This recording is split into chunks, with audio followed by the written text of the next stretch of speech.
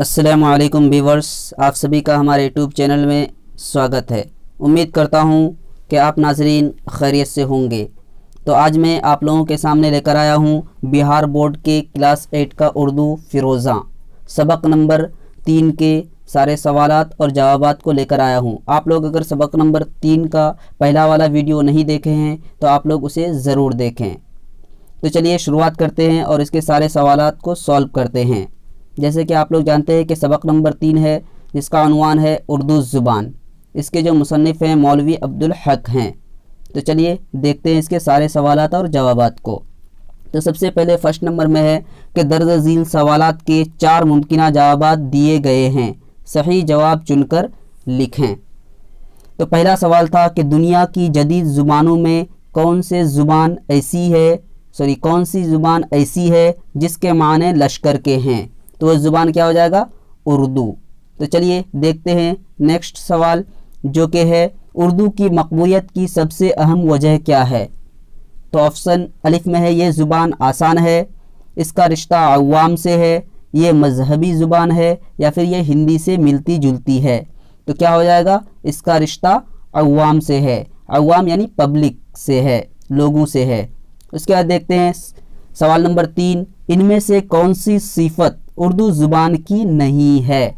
तो उर्दू ज़ुबान की सिफत अगर देखा जाए तो क्या है, शीरीनी। उर्दू ज़ुबान में शीरीनी यानी मिठास पाई जाती है। उसके बाद लताफ़त भी है। उसके बाद क्या है, असबियत भी है। अगर देखा जाए इसमें तो क्या नहीं पाया जाता है, मकबूलियत नहीं पाया जाता है।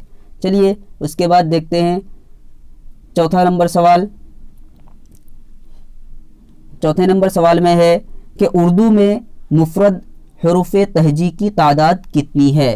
तो उर्दू में मुफरद हरफ तहजी की तादाद अगर देखा जाए तो कितनी है, 36 है, 36। चलिए आगे देखते हैं। उसके बाद है सवाल नंबर 5, काशिफ रोटी खाएगा, इस जुमला में फ़ाइल क्या है। फ़ाइल यानी सब्जेक्ट क्या है। तो सब्जेक्ट क्या है, काशिफ। तो क्या हो जाएगा सवाल नंबर, इसका जवाब हो जाएगा अलिफ। उसके बाद देखते हैं आगे 5 नंबर दिया, 6 नंबर होना चाहिए था। उर्दू में हरफ तहजी में मुरक्कब अल्फाज की तादाद कितनी है। वहाँ पे था मुफरद और इसमें क्या है, मुरक्कब यानी मिला हुआ। तो मिले हुए अल्फाज कितने हैं, 15 हैं, 15। चलिए उसके बाद आगे देखते हैं सवाल नंबर 2। तो सोचिए और बताइए में था कि अलिफ नंबर में उर्दू ज़ुबान किस ज़माने की ईजाद है, यानी किस ज़माने में ये पैदा हुई थी, बनी थी। तो चलिए इसके सवालात को देखते हैं नीचे। जैसे कि पहला सवाल है कि उर्दू ज़ुबान किस ज़माने की ईजाद है। तो जवाब में लिख सकते हैं कि उर्दू ज़ुबान मुग़लिया सल्तनत के बादशाह शाहजहां के दौरे हुकूमत की ईजाद है। उर्दू ज़ुबान का आगाज़ हिंदुस्तान में मुसलमानों की आमद से हुई। चलिए आगे देखते हैं सवाल नंबर 12, उर्दू के माने क्या हैं। तो जवाब में लिख सकते हैं कि उर्दू के माने लश्कर के हैं। उर्दू के माने क्या हैं, लश्कर के हैं। उसके बाद सवाल नंबर जीम, किन ज़ुबानों के अल्फाज शामिल होने से उर्दू ज़ुबान का हुस्न दोबाला हो गया। तो जवाब में लिख सकते हैं कि अरबी फ़ारसी अल्फाज के शामिल होने से उर्दू ज़ुबान का हुस्न दोबाला हो गया, यानी कि और भी उसका हुस्न बढ़ गया। उसके बाद देखते हैं सवाल नंबर दाल, मुग़लिया सल्तनत के बाद समुंदर के रास्ते से कौन सी कौम हिंदुस्तान पर मुसल्लत हुई। यानी कि मुग़लिया सल्तनत के दौरे हुकूमत के बाद जो है कौन सी कौम है जो हिंदुस्तान पर मुसल्लत यानी काबिज़ हुई थी। तो जवाब में लिख सकते हैं कि मुग़लिया सल्तनत के बाद समुंदर के रास्ते से अंग्रेज़ हिंदुस्तान आए और हिंदुस्तान पर मुसल्लत हो गए। उसके बाद देखते हैं सवाल नंबर रा में है कि उर्दू ज़ुबान कौन सी कदीम ज़ुबान की आखिरी शाइस्ता सूरत है। तो जवाब में लिख सकते हैं कि उर्दू ज़ुबान हिंदी नज़ाद और कदीम हिंदी और प्राकृत ज़ुबान की आखिरी शाइस्ता सूरत है। तो इसमें था गौर कीजिए और बताइए में सवाल नंबर 1, 3 नंबर का 1 नंबर कि कई ज़ुबानों के मेल जोल से क्या वजूद में आती है। यानी जब कई ज़ुबान आपस में मिल जाती है तो उससे क्या बनता है। تو جواب میں کئی زبانوں کے میل جول سے ایک نئی مخلوط زبان وجود میں آتی ہے، یعنی ایک نئی جو ہے ملی ہوئی زبان وجود میں آتی ہے یعنی بنتی ہے۔ یہ کئی زبانوں کی وجہ سے شیریں اور عوام کے درمیان مقبول ہو جاتی ہیں، اور یہ کئی زبانوں کے آپس میں ملنے کی وجہ سے کیا ہوتی ہے، عوام یعنی پبلک کے درمیان کیا ہوتی ہے، مقبول یعنی چہیتا بن جاتا ہے۔ اس کا سوال نمبر 2 کہ آپ اردو کیوں پڑھنا چاہیں گے؟ تو اردو تو ہم لوگ پڑھتے ہیں لیکن آخر کیوں پڑھنا چاہیں گے؟ تو جواب میں ہم لوگ اس طرح لکھ سکتے ہیں کہ میں اردو پڑھنا اس لیے چاہوں گا کیونکہ اردو ہندوستان کی مقبول ترین زبان ہے اور اسی زبان میں دینی اور ادبی سرمایہ محفوظ ہے، اور زبان میں شیرینی ہے، شیرینی یعنی مٹھاس ہے، اس زبان کی بہت ہی اثر انگیز ہے، یعنی یہ زبان جو ہے بہت ہی اثر انگیز ہے، یعنی اثر کرتا ہے بہت ہی جلدی۔ مجھے اردو پڑھنا اور لکھنا بہت اچھا لگتا ہے، اور تو اور اب یہ زبان جو ہے عالمی ادب کا درجہ بھی رکھتی ہے، یعنی نیشنل لیول پہ بھی دیکھا جائے تو یہ زبان جو ہے مشہور ہے۔ چلیے سوال نمبر 4 میں ہے کہ درج ذیل دیے گئے جملوں کے املا کو درست کیجیے۔ املا کو درست کیجیے یعنی کہ یہ اس میں جو ہے کچھ غلطی ہے، اس کو صحیح کرنا ہے۔ تو پہلا والا تو دیکھا جائے تو ایک ٹھیک ہے، اردو ایک پیاری زبان ہے، اردو ایک پیاری زبان ہے، یہ املا درست ہے بالکل، اگر پیارا رہتا تب اس کو پیاری کرتے۔ اس کے بعد 2 نمبر کو دیکھتے ہیں، اردو کے معنی لشکر کے ہیں، تو اس میں دیکھا جائے تو شین میں جو ہے کیا نہیں ہے، نقطہ دیا ہوا نہیں ہے، تو صحیح کیا ہو جائے گا، اردو کے معنی لشکر کے ہیں، لشکر بڑی شین سے ہو جائے گا، نقطہ والا شین۔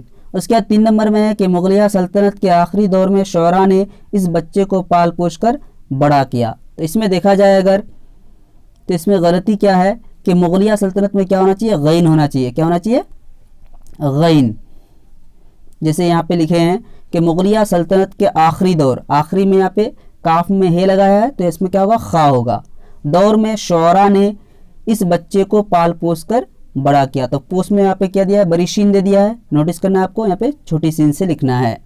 اس کے بعد دیکھتے ہیں 4 نمبر میں ہے کہ اردو زبان کی شعری صنف غزل ہے، تو یہاں پہ دیکھا جائے تو اردو زبان کی شعری میں جو ہے نقطہ والا شین ہونا چاہیے، شعری صنف کیا ہے، غزل ہے، غزل کس سے ہو جائے گا، غین سے، اس کو بھی نوٹس کرنا ہے، غزل، تو اس طرح ہو جائے گا۔